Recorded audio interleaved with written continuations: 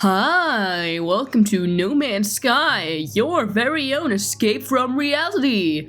After an exhausting day of work or school, if you might be one of the younger folks, you can just boot up this game and have tons of fun with it, flying around hundreds of galaxies, charting creatures you've never seen before, and avoiding your 15 assignments or bills that are due next Monday.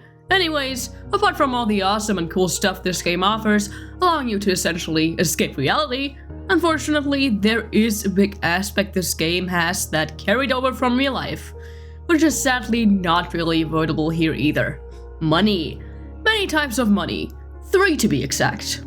But if you played this game for longer than a few hours, you might know that. In this video, I will show you a simple but comprehensive guide to all the money there is in No Man's Sky, what they are, as well as my favorite ways to acquire them and get rich early. No exploits, no glitches, just honest work, to include you new players who might not know too much about this game as well. And who knows, maybe you'll learn some new stuff as well as my opinions. We want to make an honest living, don't we? Alright, so, starting off with the first and most versatile currency in No Man's Sky, units. Units are used for a lot of things in the universe. Buying goods, items, valuables, trading, selling valuables, buying ships, multi-tools, inventory space, that kind of stuff. And you don't even need to worry about cash or card. Every main currency is digital only in this game. The maximum amount of units you can own is 4,294,967,295. Wow, I finally got that. They are very handy and almost unavoidable in your No Man's Sky experience. Just keep in mind that it's gonna be very difficult to avoid spending a dime in this game. I honestly haven't thought about it, and whether that's even possible. What do you think? Anyways, while it is highly versatile, there are dozens if not hundreds of ways to make units. And I'll highlight my favorite, most useful ways to make those sweet units. Alright, so the first one being ship scrapping, and this might be a little longer. For this, you'll need navigation data, which you can get by charting waypoints on planets which come with points of interest on planets, like abandoned buildings for example.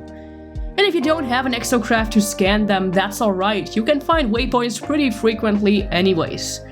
If you do have navigational data, you need to buy some emergency cartographic data, which is acquired by talking to a cartographer on a space station. Buy a few of these charts and then gamble around. You want to get some distress signals, reach them, and find a crashed ship. But if you're unlucky and get something else, like an abandoned building, you can either buy more charts or save scum. But if you do that, save the game before you activate the charts. Whatever, in some instances, the pilot might still be alive who will reward you with a smaller reward like a few thousand units and a funny buggy takeoff if you fix their starship, which is usually fairly easy. However, ideally you want no pilot at all, because then you'll be able to claim the stranded ship, after which you repair the pulse drive and the launch thrusters and then take off. Although you might want to repair the deflector shield as well if you can't fly cautiously or are scared of taking damage during your flight, because your ship will be as stable as a piece of paper during that flight. You then reach the system space station, go to this terminal and scrap the ship like this. It is quite a decent amount of cash in the beginning, where you don't need too much money anyways, unless you're immediately planning to buy an S-Class Royal ship. If you beat the main story or have unlocked all portal glyphs, you can look up coordinates on the internet, which can give you more valuable crash sites. You can also get yourself some scanner upgrades if you have some Nanites, preferably S-Class. Put them in supercharged slots and then go on a planet to scan everything on it. Rinse and repeat and you'll be rich in no time, especially when you scan fauna, or rare fauna, on exotic planets, for example. Another more thrilling way is to get on an aggressive sentinel planet and collect gravitino balls. That is my only use for those planets. Maybe an airless planet perhaps, because those give you almost unlimited jetpack boosting because your jetpack does refill in the air, making your escape from the impending sentinels much easier. As long as you're swift and able to escape the sentinels, you'll be good. You will get a 3-star wanted level if you collect the gravitino balls after all. Oh, and an honorable mention to becoming a beggar. Just sit down in the anomaly and wait for a generous player who gifts you stuff for no reason. Yes, so that happens here. Just be careful that you won't get kidnapped, okay? We don't know what happens in the post-Voyager days, alright? There are obviously many ways to make units in No Man's Sky, but these are my favorite ways personally, especially for you beginners.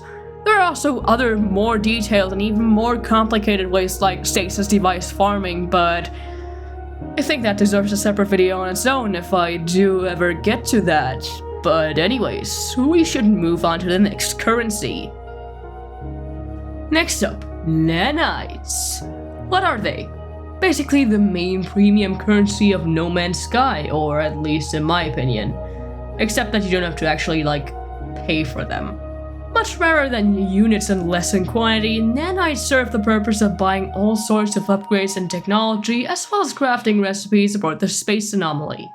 As you buy more expensive upgrades, it gets more expensive. If you have high standing with a faction, the prices can be affected. Oh, and you gotta get your pockets full if you want to upgrade classes. I mean it. I might be a little broke nanites-wise, but sadly I just don't care enough to farm them since I don't have something to spend them on right now. But how can you get these? The most beloved and popular way to get these is by farming runaway mold, which you get mainly from curious deposits. You can find these on various planets. Refine the runaway mold you get from it, and there you go.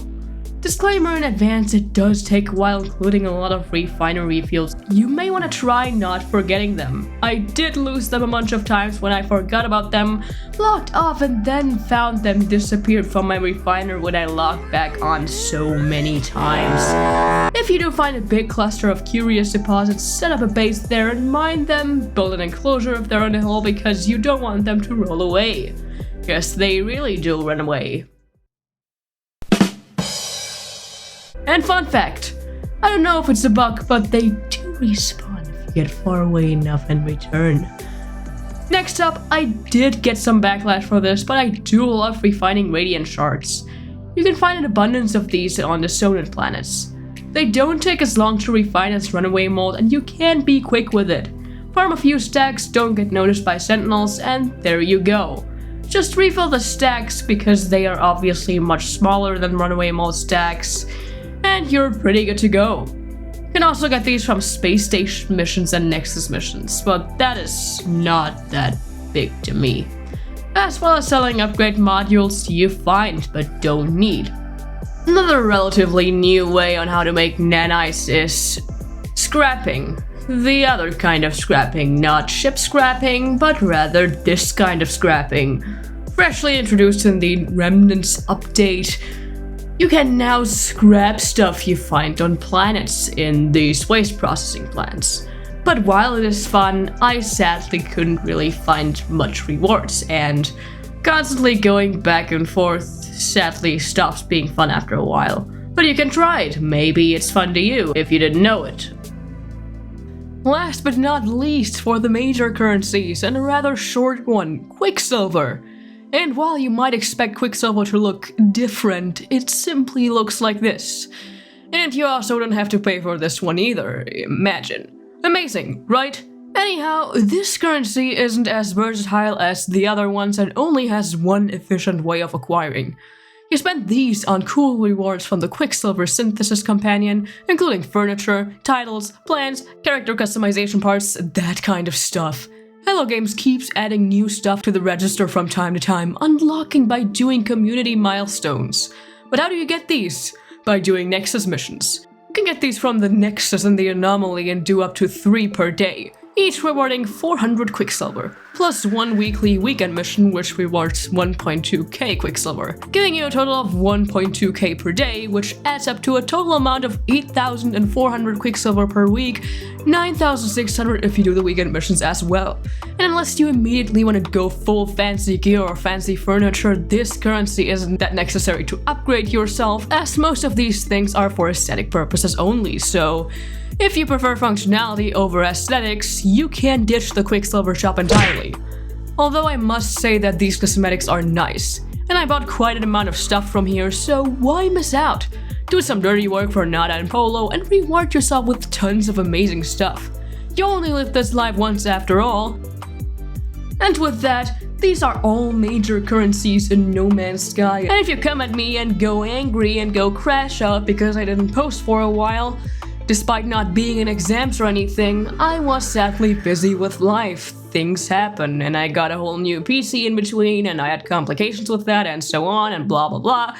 And actually, I should be studying for finals right now because they have actually just begun. And I shouldn't be sitting here, but I should rather be doing other stuff and other things and studying for finals. At this point, I just can't be bothered anymore, and I'm officially giving up. But I hope I could help you with this rundown of these currencies and help you with what you may want to do and how to get these. If you liked it, then like. If you subscribe it, then subscribe it, and then whatever, and oh my god, no. Anyways, that's it for now. Fishmaster out.